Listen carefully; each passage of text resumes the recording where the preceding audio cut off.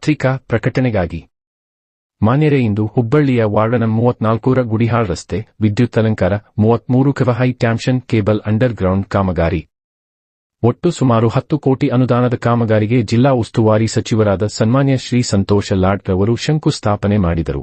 ನಂತರ ವಾರ್ಡಿನ ಎಲ್ಲ ಹಿರಿಯರು ಸೇರಿ ಅಭಿನಂದನಾ ಸಮಾವೇಶದಲ್ಲಿ ಸಚಿವರಿಗೆ ಅಭಿನಂದನೆ ಸಲ್ಲಿಸಿದರು. ನಂತರ 100 ಅರ್ಹ ಫಲಾನುಭವಿಗಳಿಗೆ ಹೊಲಿಗೆ ಯಂತ್ರ ವಿತರಿಸಲಾಯಿತು. ಈ ಕಾರ್ಯಕ್ರಮದಲ್ಲಿ ಕೆಪಿಸಿಸಿ ಪ್ರಧಾನ ಕಾರ್ಯದರ್ಶಿ ನಾಗರಾಜ ಗೌರಿ, ಪಾಲಿಕೆಯ ಸದಸ್ಯರಾದ ಶ್ರೀಮತಿ ಮಂಗಳಮ್ಮ ಗೌರಿ, ಮಾಜಿ ಸದಸ್ಯರಾದ ಶ್ರೀಮತಿ ದೀಪಾ ಗೌರಿ, ಜಿಲ್ಲಾ ಪಂಚಾಯತ್ ಸಿಇಒ ಭುವನೇಶ ಪಾಟೀಲ್, ಪಾಲಿಕೆಯ ಆಯುಕ್ತರು ಶ್ರೀ ರುದ್ರೇಶ್ ಗಾಳಿ, ಜಿಲ್ಲಾ ಅಧ್ಯಕ್ಷರುಗಳಾದ ಅಲ್ತಾಫ್ ಹಳ್ಳೂರ್, ಅನಿಲ್ ಪಾಟೀಲ್, ಶ್ರೀ ಸಿದ್ದರೂಡ್, ಮಠದ ಟ್ರಸ್ಟ್ ಅಧ್ಯಕ್ಷರು ಚೆನ್ನಬಸವ ಮುಂಗಾರವಾದಿ, ಶ್ರೀ ಮುಸ್ತಾಕ್ ಸುಂಡಕೆ, ಅಲ್ಲಾಬಕ್ಷ ಶಿರೂರು, ನಾಗರಾಜ್ ಹೆಗಡಾಲ್, ಬಾಬಾ ಐನಪುರ್, ರವಿ ಗೌಡರ್, ಅಬ್ದುಲ್ ಮುಲ್ಲಾ, ಹನುಮಂತ ಕೊರವರ್, ಶಂಕರಪ್ಪ ಗೋಲಪ್ಪನವರ, ಸಾದಿಕ್ ಮಿಟ್ಟೆಬಾಯಿ, ಉಮೇಶ ರಾಯಚೂರ್, ದೇವರಾಜ್ ಕಾಮಕರ್, ಅಶ್ಫಕ್ ಪಾಟ್ವಿಗಾರ್, ಖಾಜಾ ಶಿರೂರು, ಅಜಾಜ್ ಜಾಗಿರದಾರ್, ಮಹಾಂತೇಶ್ ಅಂಗಡಿ, ಮುಬಾರಕ್ ಶಿರಹಟ್ಟಿ, ಶಿವು ಉಳ್ಳಾಗಡ್ಡಿ, ಇಸ್ಮಾಯಿಲ್ ಹೊಸಮನಿ, ಅಬ್ದುಲ್ ಸತ್ತಾರ್ ಪಟಣ, ನೂರ್ ಅಹಮದ್ ಖತೀಬ್ ಇನ್ನಿತರರು ಉಪಸ್ಥಿತರಿದ್ದರು.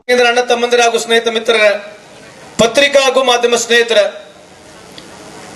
ಒಂದು ಖುಷಿ ಏನಂತಂದ್ರೆ, ಇವತ್ತು ಸುಮಾರು 14 ಕೋಟಿ ಹೆಚ್ಚು ವೆಚ್ಚದಲ್ಲಿ ವಾರ್ಡ್ ನಂಬರ್ 34 ವಾರ್ಡ್ ನಂಬರ್ 34ನ ಹುಬ್ಬಳ್ಳಿ ಧಾರವಾಡ ಕಾರ್ಪೊರೇಷನ್ ಬರ್ತಕ್ಕಂಥ ಈ ಒಂದು ಏರಿಯಾದಲ್ಲಿ ಸುಮಾರು 14 ಕೋಟಿ ಹೆಚ್ಚು ವೆಚ್ಚದಲ್ಲಿ ಇವತ್ತು ಅಭಿವೃದ್ಧಿ ಕಾರ್ಯಕ್ರಮ ನಡೀತಾ ಇದ್ರೆ ನನಗೆ ಹೆಮ್ಮೆನೂ ಇದೆ. ಯಾಕಂತಂದ್ರೆ ಗ್ರಾಂಟ್ಗಳನ್ನ ತರಬೇಕಂದ್ರೆ ಬಹಳ ಹೋರಾಟ ಮಾಡಬೇಕು.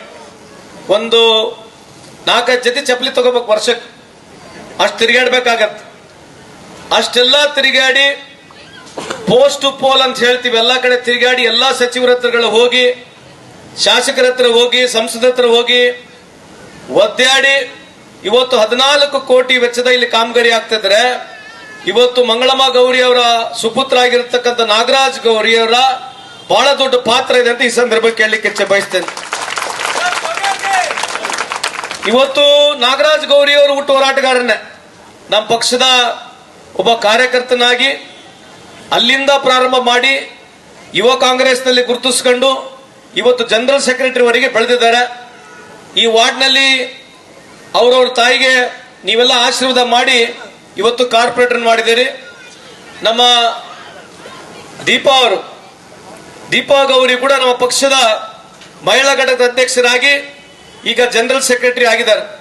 ನಮ್ಮ ಪಕ್ಷಕ್ಕೆ ಶ್ರದ್ಧೆಯಿಂದ ಪ್ರಾಮಾಣಿಕವಾಗಿ ಪಕ್ಷ ಕಟ್ಟದ ಸಂಘಟನೆ ಜೊತೆಗೆ ಜನರ ಪರವಾಗಿ, ಸಾಮಾನ್ಯರ ಪರವಾಗಿ ಯಾವುದೇ ಕಷ್ಟ ಬಂದ ಸಂದರ್ಭದಲ್ಲಿ ಅವರಿಬ್ಬರು, ತಾಯಿ ಸೊಸೆ ಮಗ ಅಥವಾ ಅತ್ತೆ ಸೊಸೆ ಮಗ ಮೂವರು ಪ್ರಾಮಾಣಿಕವಾಗಿ ದಿನ ಬೆಳಿಗ್ಗೆ ಎದ್ರೆ ಜನರ ಸೇವೆಯನ್ನು ಮಾಡ್ತಾ ಇದ್ದಾರೆ.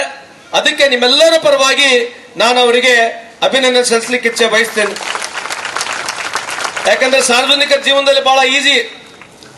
ರಾಜಕಾರಣ ಅಂತಂದ್ರೆ ಏನು, ಜನ ಹೆಂಗ್ ಬೇಕಿದಂಗೆ ಹೋಗ್ತಾರೆ ಬರ್ತಾರೆ, ಅಥವಾ ರಾಜಕಾರಣಿಗಳು ಬಹಳ ಸುಲಭವಾಗಿ ಏನು ಜೀವನ ಇರೋದಿಲ್ಲ. ಅದ್ರಾಗ ಎಲ್ಲರಿಗಿಂತ ಹೆಚ್ಚಾಗಿ ಕಾರ್ಪೊರೇಟರ್ ಆಗ್ಬೇಕಂದ್ರೆ ಬಹಳ ಕಷ್ಟ. ಪ್ರತಿಯೊಬ್ಬರು ನಿಮ್ಮ ಮನೆಗೆ ಬರ್ತಾರೆ.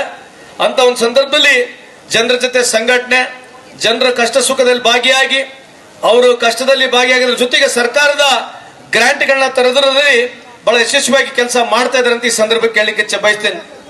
ಇವತ್ತು ನಮ್ಮ ಸರ್ಕಾರ ಬಂದ ನಂತರ ಕಳೆದ 2 ವರ್ಷ ಮೇಲೆ ಆಯ್ತು, ನಮ್ಮ 2.5 ವರ್ಷ ಆಗ್ಲಿಕ್ಕೆ ಬಂತು ಈಗ ಸರ್ಕಾರ ಬಂದು. ಬಹಳಷ್ಟು ನಮಗೆ ಟೀಕೆ ಮಾಡಿದ್ರು, ಗ್ಯಾರಂಟಿಗಳು ಕೊಟ್ಟುಬಿಟ್ರೆ ಸರ್ಕಾರದ ಬೊಕ್ಕಸ್ ಖಾಲಿ ಆಗತ್ತೆ ಅಂತ ಹೇಳಿ ಏನು ಪ್ರಧಾನಮಂತ್ರಿ ನರೇಂದ್ರ ಮೋದಿ ಸಾಹೇಬರು ಕರ್ಕೊಂಡ್ಬಂದು ಭಾಷಣ ಮಾಡಿದ್ದೇ ಕರ್ನಾಟಕ ರಾಜ್ಯದಲ್ಲಿ ಬೊಕ್ಕಸ್ಸು ಖಾಲಿ ಆಗ್ಬಿಡುತ್ತೆ ಅಂತ ಹೇಳಿ ಬಿಜೆಪಿಯವರು ನಮ್ಮನ್ನ ಟೀಕೆ ಮಾಡ್ತಾ ಇದ್ರು. ಪತ್ರಿಕಾ ಮಾಧ್ಯಮ ಸ್ನೇಹಿತರು ಇಲ್ಲೇ ಇದೀರಿ.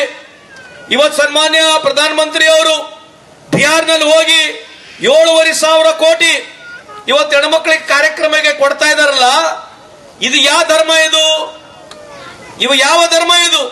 ನೀವ್ ಹೇಳಿದ್ರಿ ಕಳೆದ 10 ವರ್ಷದಿಂದ ಬಿಹಾರಿಗೆ ನಾವು 1.5 ಲಕ್ಷ ಕೋಟಿ ಕೊಡ್ತೇನೆ ಅಂತ ಹೇಳಿ ಹರಾಜಿಗೆ ಹಾಕಿದ್ರು. ಬಿಹಾರ್ನಲ್ಲಿ ಹೋಗಿ ಈ ಹರಾಜಕತೆಯಲ್ಲಿ ಕೂಗ್ತಾರಲ್ಲ, बोलो आपको कितना पैसा चाहिए, 50,000 चाहिए, 60,000 चाहिए, 70,000 चाहिए, 80,000 चाहिए, 90,000 चाहिए, 1,00,000 चाहिए ಅಂತ ಹೇಳಿ 1,00,000 crore ಬೋಲಿ ಕೊಡ್ತಾ ಹೋದ್ರು.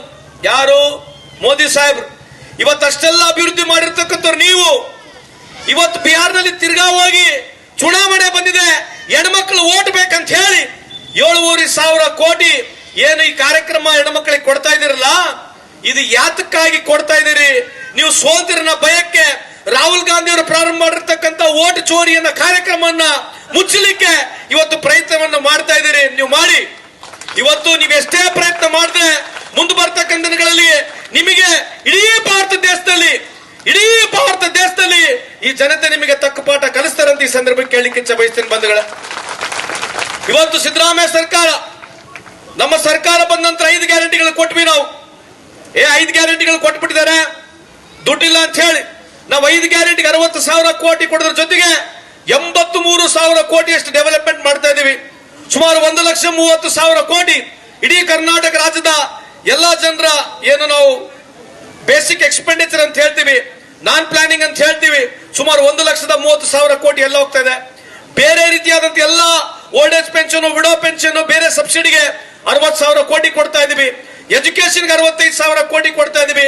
ಒಟ್ಟಾರೆ ಸುಮಾರು 4,09,000 ಬಜೆಟ್ ನಲ್ಲಿ ಇವತ್ತು ಇಡೀ ಭಾರತ ದೇಶದಲ್ಲಿ ವಿಶೇಷವಾಗಿ ಗ್ಯಾರಂಟಿ ಮುಖಾಂತರ ವರ್ಷಕ್ಕೆ 60,000 ಕೋಟಿ ನೇರವಾಗಿ ಡಿಬಿಟಿ ಮುಖಾಂತರ ಬಡತನಕ್ಕೆ ಕೊಡ್ತಕ್ಕಂಥ ಕಾರ್ಯಕ್ರಮ ಭಾರತ ದೇಶದಲ್ಲಿ ಯಾವುದೇ ಸರ್ಕಾರ ಮಾಡ್ತಿದೆ, ಕಾಂಗ್ರೆಸ್ ಸರ್ಕಾರ, ಸನ್ಮಾನ್ಯ ಸಿದ್ದರಾಮಯ್ಯ ಸರ್ಕಾರ ಅಂತ ಈ ಸಂದರ್ಭಕ್ಕೆ ಕೇಳಲಿಕ್ಕೆ ಇಚ್ಛೆ ಬಯಸ್ತೀನಿ. ಹೌದು, ಯಾಕೆ ಕೊಡ್ಬೇಕು ದುಡ್ಡು ಬಡವರಿಗೆ? ಯಾಕೆ ಕೊಡ್ಬೇಕಂತಂದ್ರೆ ಇವತ್ತು ಪತ್ರಿಕಾ ಮಾಧ್ಯಮದವ್ರು ತಾವು ಇಳಿದಿರಿ, ಇವತ್ತು ಕೇಳಿ ನೋಡಿ ಭಾರತ ದೇಶದ ಇತಿಹಾಸವನ್ನು ತೆಗೆದು ನೋಡಿದ್ರೆ ಬಿಜೆಪಿ ಅವರು ಬಡ್ಕೊಳ್ತಾ ಇದ್ದಾರೆ. 4 ಟ್ರಿಲಿಯನ್ ಡಾಲರ್ ಎಕಾನಮಿ ಆಗಿದೆ ಅಂತ ಹೇಳಿ. They are claiming that we have reached $4 trillion economy. ನಾವು 4ನೇ ಸ್ಥಾನದಲ್ಲಿ ಬಂದಿದ್ದೀವಿ, 3ನೇ ಸ್ಥಾನದಲ್ಲಿ ಬಂದೀವಿ ಅಂತ ಹೇಳ್ತಿದ್ದಾರೆ. ನಾಚಿಕೆ ಆಗ್ಬೇಕು ಬಿಜೆಪಿ ಅವರಿಗೆ. ಯಾಕಂತಂದ್ರೆ ಯಾರೇ ಈ ದೇಶದ ಪ್ರಧಾನಮಂತ್ರಿ ಇದ್ರೆ, ನಿಮ್ಮ ತಾತನೋ ನಮ್ಮ ತಾತನೋ ಯಾರ ಮುತ್ತಾತನೋ ಇದ್ರು ಕೂಡ $4 ಟ್ರಿಲಿಯನ್ ಎಕಾನಮಿ ಈಸಿಯಾಗಿ ಆಗ್ತಾ ಇತ್ತು. ಯಾಕೆ ಹೇಳ್ತಾ ಇದ್ದೀನಿ ಈ ಮಾತು ಅಂತಂದ್ರೆ, ಮನಮೋಹನ್ ಸಿಂಗ್ ಅವ್ರ ಕಾಲದಲ್ಲಿ ನಮ್ಮ ದೇಶದ GDP ಆವರೇಜ್ 10 ವರ್ಷದಲ್ಲಿ 8.5% ಮೀರಿ ಇವತ್ತು ನಮ್ಮ GDP ಇತ್ತು. ಇವತ್ತು GDP ಮಾನದಂಡಗಳನ್ನ ನೀವು ತಿದ್ದುಪಡಿ ಮಾಡಿದ್ದೀರಿ. ನರೇಂದ್ರ ಮೋದಿ ಸಾಹೇಬ್ರೆ, ನೀವು ಬಂದ ನಂತರ 2014 ಇಸ್ವಿಯಿಂದ 2026 ಇಸ್ವಿ ನಾವು ಕಾಲಿಡ್ತಾ ಇದ್ದೀವಿ. ನೀವು 11 ವರ್ಷದ ಅವಧಿಯಲ್ಲಿ ಎಲ್ಲಾ GDP ಮಾರ್ಕ್ಗಳನ್ನ, ಮಾನದಂಡಗಳನ್ನ ನೀವು ತಿದ್ದುಪಡಿ ಮಾಡಿದ್ರು ಕೂಡ ಈ ದೇಶ ಇನ್ನ 5% GDP ಮೇಲೆ ಗ್ರೋತ್ ಹೋಗ್ತಾ ಇಲ್ಲ. ಹಂಗಾಗಿ ಇವತ್ತು ನೀವೇನ್ $4 ಟ್ರಿಲಿಯನ್ ಎಕಾನಮಿ ಅಂತ ಕಥೆಯನ್ನು ಕಟ್ತಾ ಇದ್ದೀರಿ. ಇದನ್ನ ನಾನು ಸ್ವಲ್ಪ ಅಂಕವಾಗಿ ಮಾತನಾಡಲಿಕ್ಕೆ ಇಚ್ಛೆ ಬಯಸ್ತೀನಿ. ಯಾಕಂದ್ರೆ ಪತ್ರಿಕಾ ಮಾಧ್ಯಮ, ನಮ್ಮ ಸಹೋದರಿಯರೇ, ಹಿರಿಯರೇ, ಮಾಧ್ಯಮ ಮಿತ್ರರೇ, ಇವತ್ತು ಇದೊಂದು ಐತಿಹಾಸಿಕ ದಿನ ಅನ್ಬೋದು ನಾವು. ಏನು ಇದು ದೇವರಗುಡ್ಡ ರಸ್ತೆ, MDR ರಸ್ತೆ ನಾವೇನ್ ಕರಿತೀವಿ, ಮೇಜರ್ ಡಿಸ್ಟ್ರಿಕ್ಟ್ ರೋಡ್, ಇದು ಲೋಕೋಪಯೋಗಿ ಇಲಾಖೆ ಸಂಬಂಧಪಟ್ಟಂತ ಈ ರಸ್ತೆ. ಇಲ್ಲಿಂದ ದೇವರಗುಡ್ಡ ಅಂತ ಏನು ಹಳ್ಳಿ ಇದೆ ಅದು ಕನೆಕ್ಟ್ ಆಗುವಂತ ಈ ರಸ್ತೆ ಮಹಾನಗರ ಪಾಲಿಕೆ ವ್ಯಾಪ್ತಿಯಲ್ಲಿ ಬರೋದ್ರಿಂದ ಬಹಳ ದಿವಸದಿಂದ ಇಷ್ಟು ದೊಡ್ಡ ಅನುದಾನ ನಾವು ಮಹಾನಗರ ಪಾಲಿಕೆ ಒಳಗೆ ಕೆಲಸ ಮಾಡಕ್ ಬಹಳ ಕಷ್ಟ ಆಗ್ತಿತ್ತು. ಏನ್ ಸುಮಾರು ನಮ್ಮ ದೇವರಗುಡ್ಡ ಬ್ರಿಡ್ಜ್ ವರೆಗೂ 1.2 ಕಿಲೋಮೀಟರ್, ನಮ್ದೇನು ಕಾರವಾರ ರಸ್ತೆಯಿಂದ ದೇವರಗುಡ್ಡವರೆಗೂ ಸುಮಾರು 1.2 ಕಿಲೋಮೀಟರ್ ಇದೆ ರಸ್ತೆ ಇದೆ. ಈ ರಸ್ತೆಗೆ ಬಹಳ ದಿವಸದಿಂದ ನಾವು ಅನುದಾನಕ್ಕೆ ನಾವು ಹಿಂದೆ ನಮ್ಮ ಹಿಂದಿನ ಸಿದ್ದರಾಮಯ್ಯ ಸಾಹೇಬ್ರ ಸರ್ಕಾರ ಇದ್ದಾಗ ಪ್ರಯತ್ನ ಮಾಡಿದ್ವಿ. ಅವಾಗ ನಮ್ಗೆ ರೋಡ್ ಶೋಲ್ಡರ್ ಕೊಟ್ಟಿದ್ರು. ಅವಾಗ ಸಿದ್ದರಾಮಯ್ಯ ಸಾಹೇಬ್ರು 2013ರಿಂದ 2018 ಸರ್ಕಾರ ಇದ್ದಾಗ ತಮ್ಗೆಲ್ಲ ಗೊತ್ತಿದೆ, ಬರೀ ಡಾಂಬರ್ ರಸ್ತೆ ಇತ್ತು. ಅವಾಗ 2,78,00,000